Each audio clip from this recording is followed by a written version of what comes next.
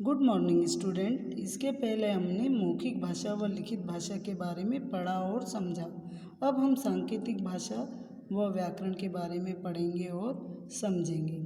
सांकेतिक भाषा किसे कहते हैं? जब हम संकेत करके समझाते हैं या इशारों के द्वारा समझाते हैं या दूसरों के संकेत समझते हैं तो उसे सांकेतिक भाषा कहते हैं। सांकेतिक भाषा के उदाहरण: ऊपर पहले चित्र में यातायात पुलिस हाथ के इशारे से अपनी बात कह रहा है और दूसरे चित्र में शिक्षक होठ पर उंगली रखकर छात्र को चुप रहने का संकेत कर रहे हैं। यह सांकेतिक भाषा है।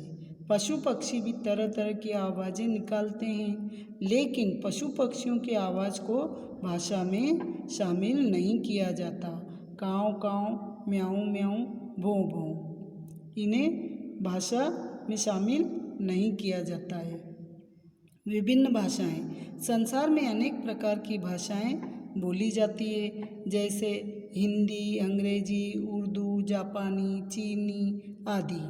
हमारे देश में भी अनेक भाषाओं का प्रयोग किया जाता है, जैसे बंगला, उड़िया, कन्नड़, मराठी, पंजाबी, मलयालम आदि।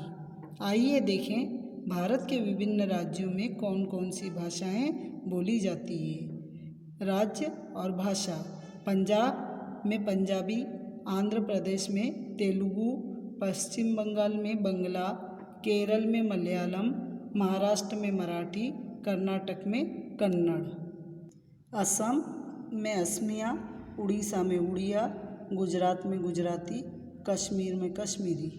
हिंदी उत्तर भारत के बहुत से राज्यों में बोली जाती है। हिंदी हमारी राष्ट्रभाषा है।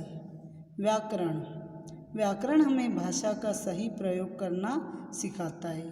व्याकरण की सहायता से हम लोग शुद्ध बोलना सीखते हैं, शुद्ध लिखना सीखते हैं, भाषा को अच्छी तरह समझना सीखते हैं। अर्थात व्याकरण हमें भाषा को शुद्ध रूप में बोलना, लिखना और पढ़ना सिखाता है। प्रत्येक भाषा के शब्दों और वाक्यों को शुद्ध शुद्ध बोलने और लिखने के कुछ नियम होते हैं। ये नियम हम व्याकरण के अंतर्गत ही सीखते हैं। शुद्ध बोलना, शुद्ध लिखना, शुद्ध समझना। इस तरह भाषा के सही प्रयोग के लिए व्याकरण की जानकारी बहुत ज़रूरी होती है।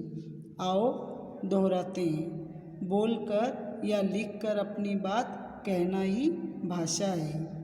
भाषा के दो रूप हैं, मौखिक भाषा और लिखित भाषा। संसार में विभिन्न प्रकार की भाषाएं बोली जाती है।